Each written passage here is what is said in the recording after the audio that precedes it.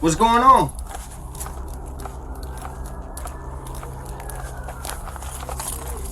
I don't believe it.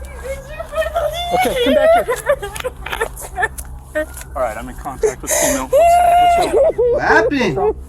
He shot my family. What do you mean he shot your family? Stay right here. All right, she's telling me he's just shot her family. Oh, it happened in Stay right 2022. Thank you. Where's he at? Over where? Where? He's running. He's running. She's saying he's running northbound. I'm trying to get more information.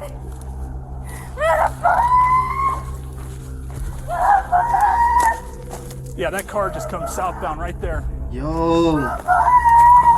Check the street.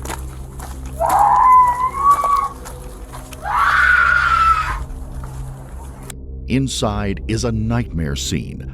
3 members of the extended Serrano family lay dead. Jessica's twin sister, Maria Anna Green, lays dead from 2 gunshot wounds.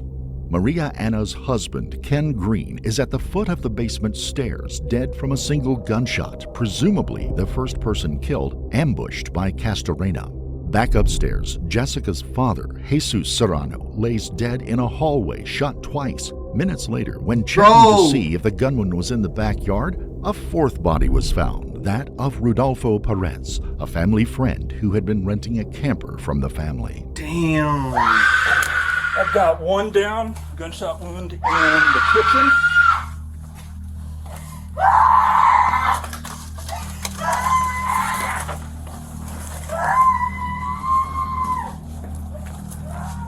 But he could be hiding anywhere, bro. That's the scary part about it.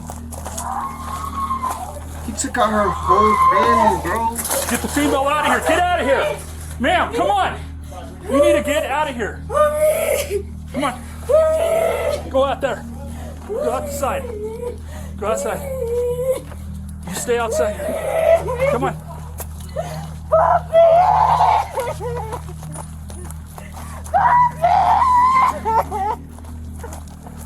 I'm trying to get one. What's he look like? Joseph Castorena. What's he wearing? He's wearing a gray sweater. I don't know. He wanted to kill me too, but he didn't have no more bullets. Okay. What the fuck? I want you to sit right here. Sit right here. She said he wanted to kill her too, but he ran out of bullets. So she would have been dead if he had. Bro, that's fucking crazy, bro. This man's crazy. The girls. What girls? They're in the room. I don't know. Okay, stay here. I need you to stay here.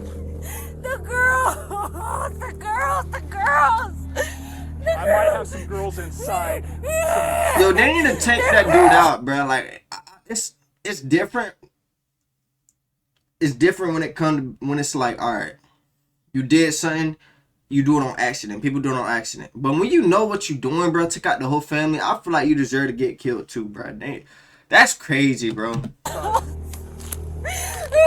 want you to stay here. I'm sorry, I just can't believe it. Yeah, bro. Like, she think about the family. You all alone. Like, you can't stay calm. I wouldn't even know what to say in that. As other officers and EMTs arrive on the scene, Sergeant Davis leads Jessica back outside, away from the carnage, and to protect the crime scene. He tries to console her as best he can. My ball. I know. I want you to take it. Just roll this way and get victim services rolling, please. I know. Crazy, bro. He tried to take her out too, bro. He ran out of fucking bullets. I know. What am I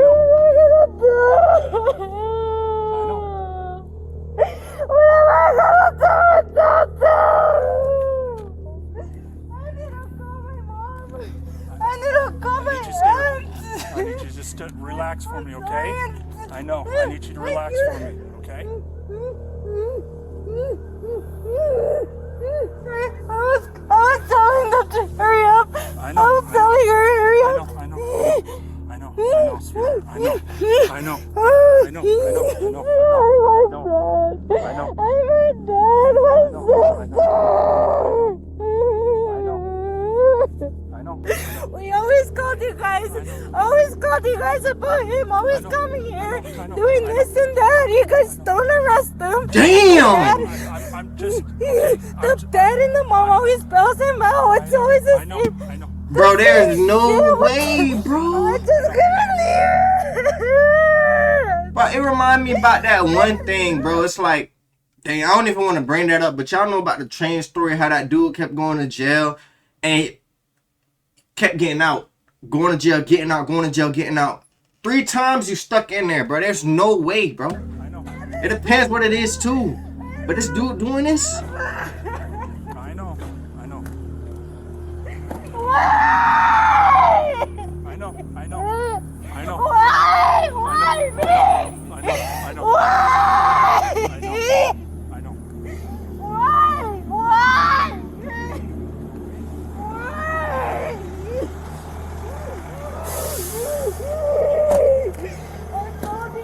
I ain't gonna lie, I got chills, bro. Like, it's like a still feeling. I ain't even feeling a lot. That's crazy.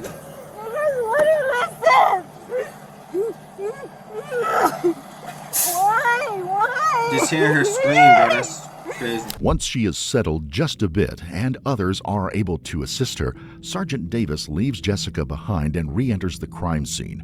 He was the first on scene and one of the most senior officers there at the time, so he takes an active leadership role in the efforts.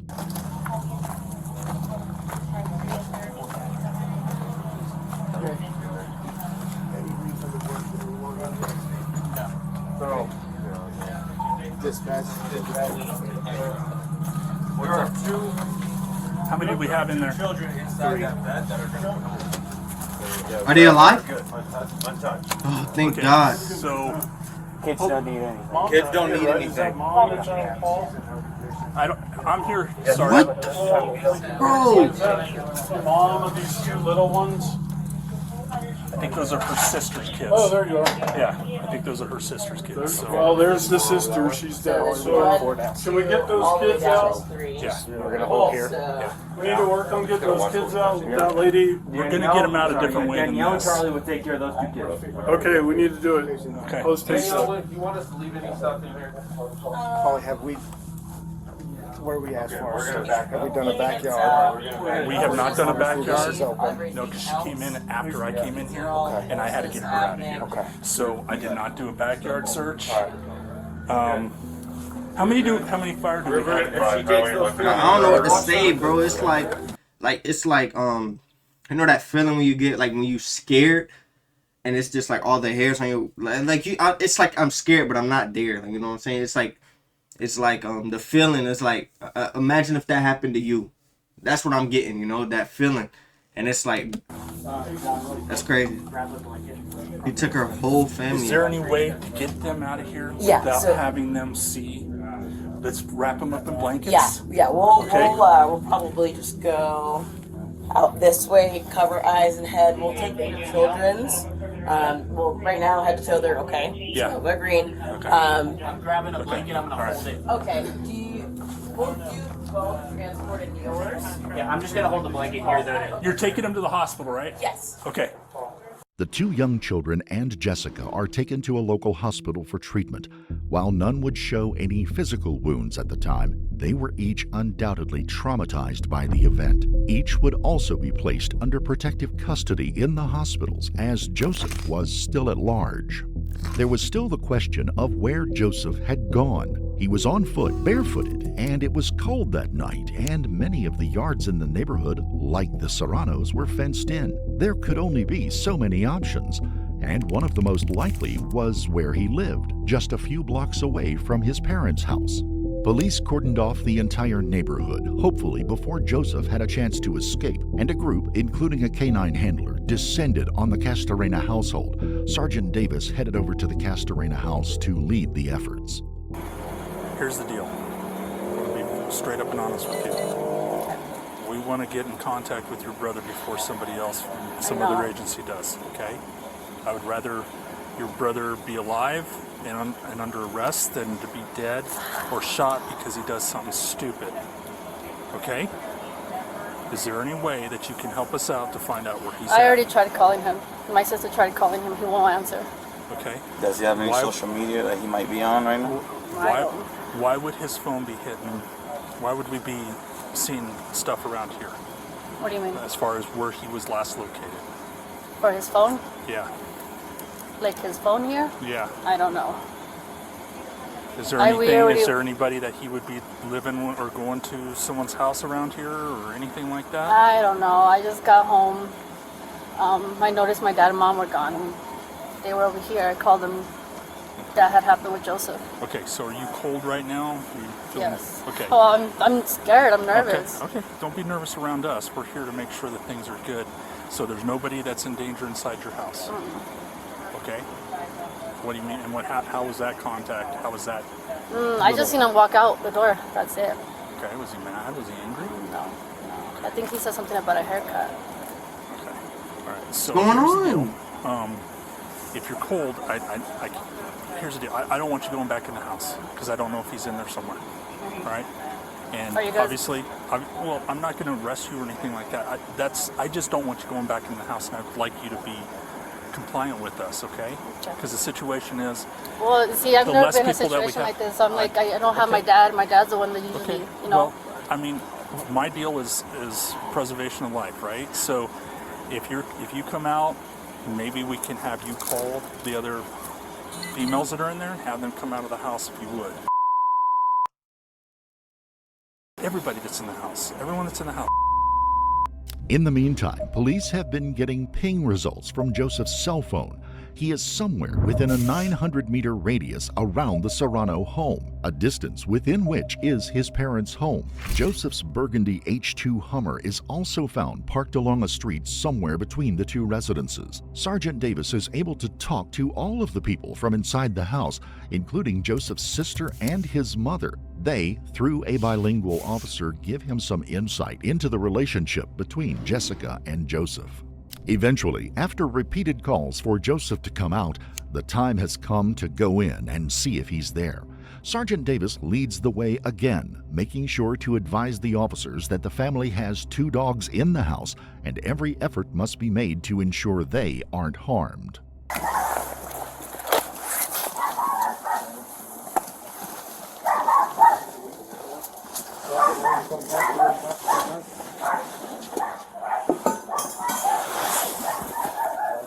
Okay. There's a clown, like, prop inside. It's kind of like a person that's just a prop. Okay. Door is open.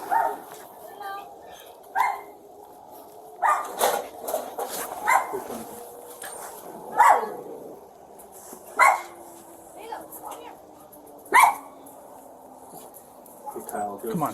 Come on, buddy. One dog's out. Come here, come here.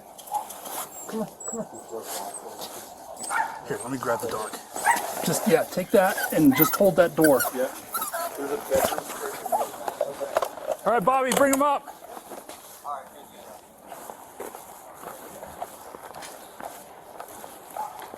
Oh, they're bringing the canines in. They're bringing the canines. Door.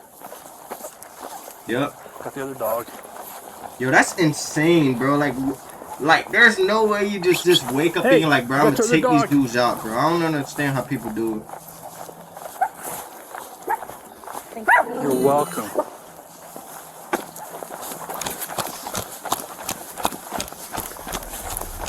The K-9 unit was released into the household but turned up nothing. There was no sign that Joseph was home. Officers filed in behind the dog, searching room to room for the armed man. During the search, for one singular moment, we get a look at Sergeant Davis, his face reflected in a mirror. It has been a horrific, tragic night, but he has worked hard to console and care for both the victims of the crime and the family of the perpetrator while trying to address the issue of an armed murderer at large in a community. He has embodied the pledge to serve and protect on this terrible night. Somehow Joseph made it out of the cordon.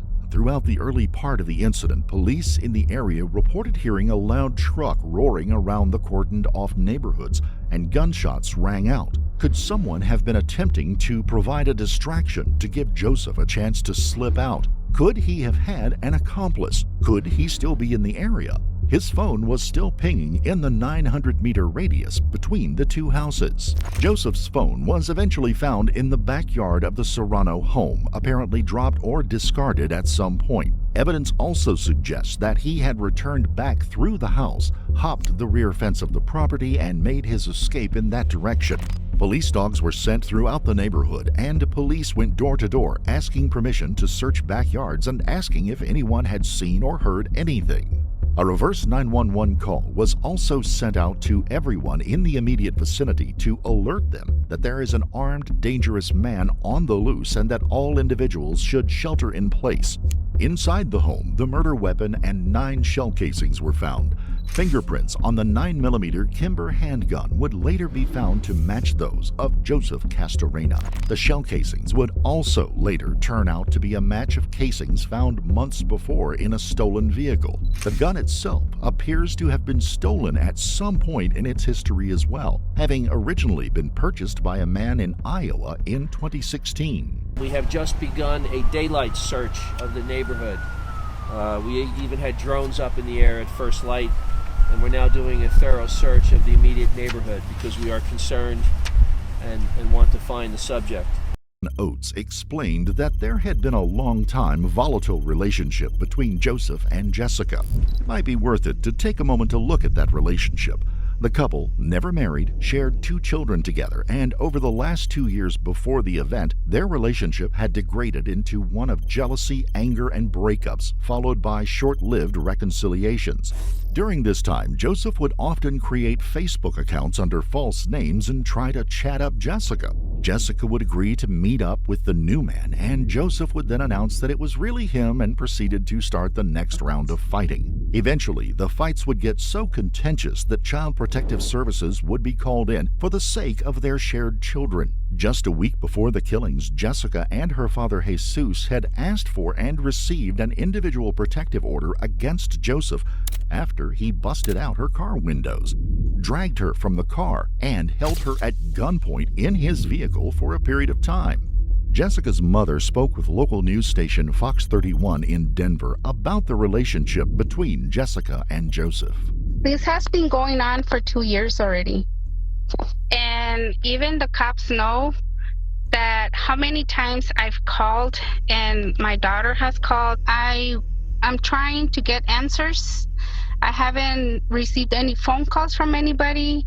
I haven't heard from my daughters. I don't know anything about my granddaughters. I don't know why nobody has contacted me. The only thing I know is that I want justice, and I want everybody to please find Joseph Castorena.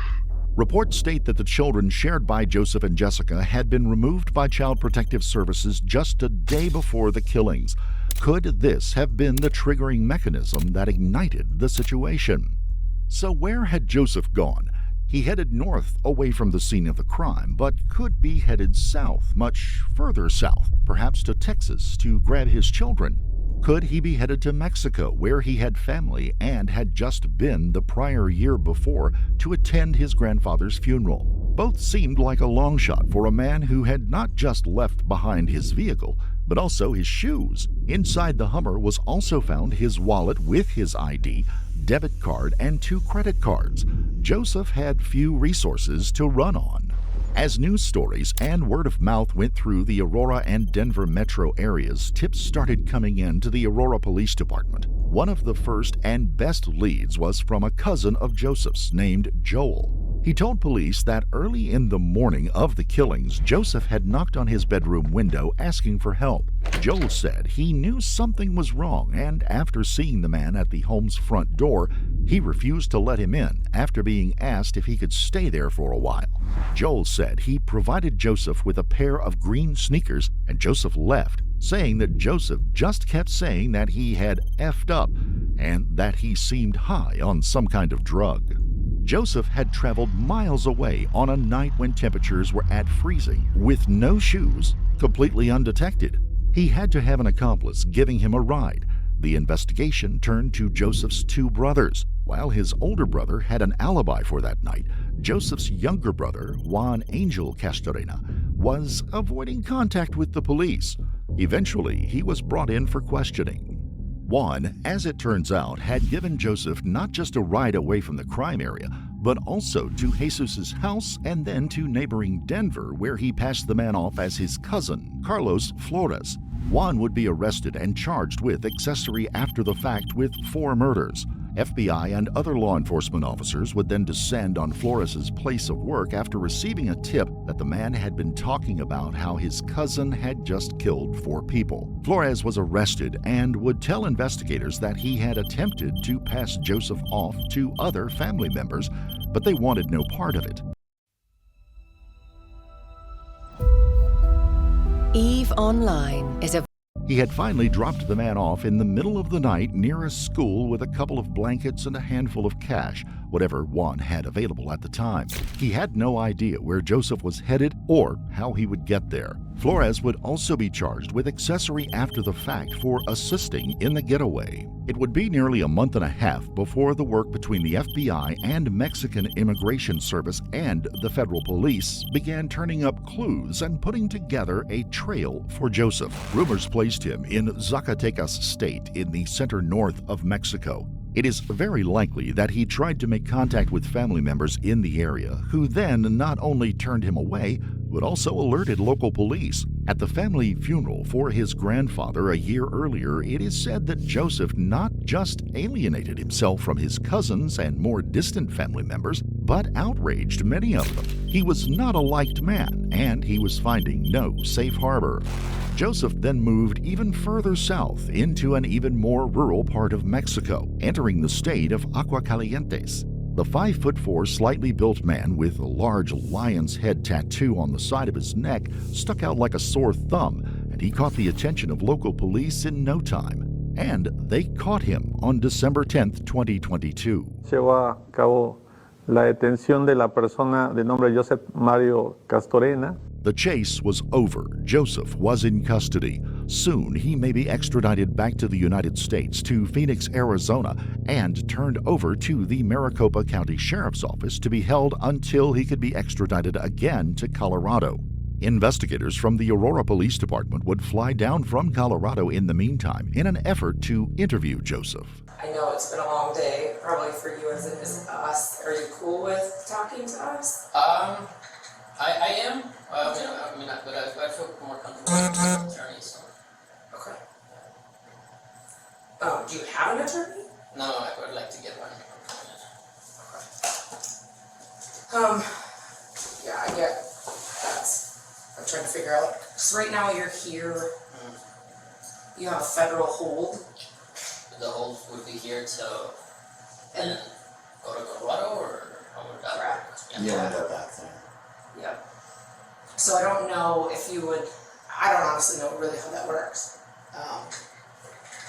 You have to get, I don't know if it's a federal attorney and then you'd be a state. Death penalty. Okay, so, okay. Yeah, I mean, obviously we came from Colorado. I'd really like to hear, your side of the story. We've talked to quite a few of your family members. Yeah, man. So, from what I see in the news, it's totally different. So, my side. Right. How things happen. Right, okay. And you don't want to?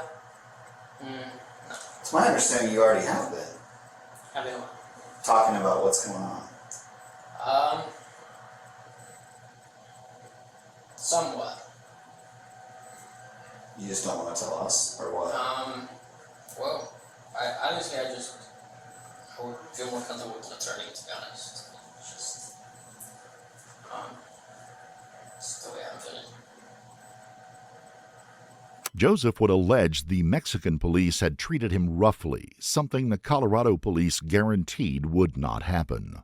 Well, yeah. I guess we were told that you were talking to the Mexican authorities. Not really. Not really, no. They're a little more brutal, so. Well, you're shaking like a leaf here. Yeah. You know nobody's going to beat the shit out of you in Phoenix, Arizona, so I don't know. What? I said nobody's going to beat you up here. Oh, no, I know. I just I was shooken up and just was passed out of there. I mean, I haven't slept, so honestly, just 2 hours of sleep. I haven't slept since, say, Saturday that I woke up in the morning. I slept at all, so.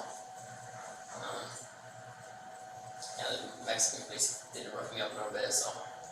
They're not very nice. It's an understatement. Alright, well, like I said, nobody's going to beat you up here, so if you don't want to talk, that's kind of where we're at. It would take nearly 2 years before Joseph would come before a jury and be found guilty of 4 counts of first-degree murder and 1 count of attempted murder. In September of 2024, he would be sentenced to 4 life sentences for his crimes.